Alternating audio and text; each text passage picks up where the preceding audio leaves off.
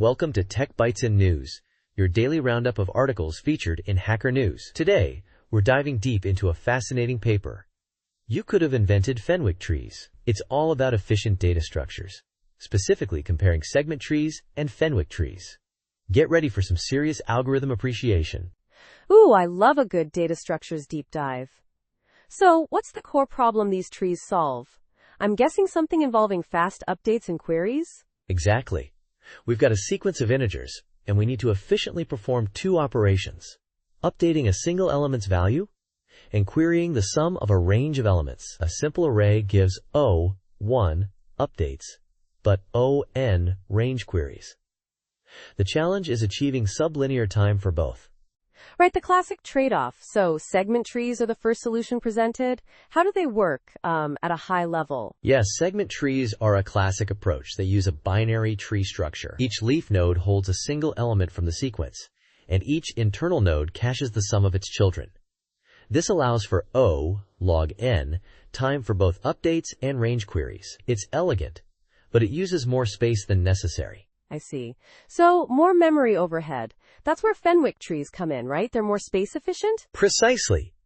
Fenwick trees, also known as binary index trees, are a clever optimization. They achieve the same logarithmic time complexity for updates and queries, but with a much smaller memory footprint. They essentially thin the segment tree, discarding data from right children, yet retaining enough information to perform the necessary operations.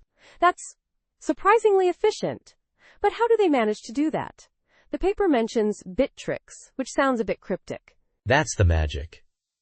The paper uses a functional approach with a domain-specific language for bit strings to explain the seemingly opaque imperative code of Fenwick trees. It's all about cleverly manipulating bits to represent the tree structure and perform the operations.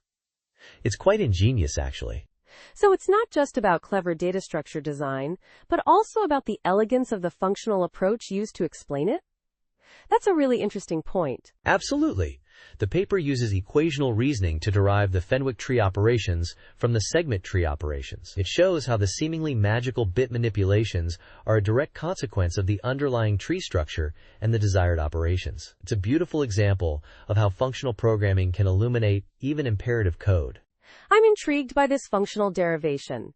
Does the paper go into detail about the specific bit manipulations and how they relate to the tree traversal? The paper does go into detail, right? Oh yes.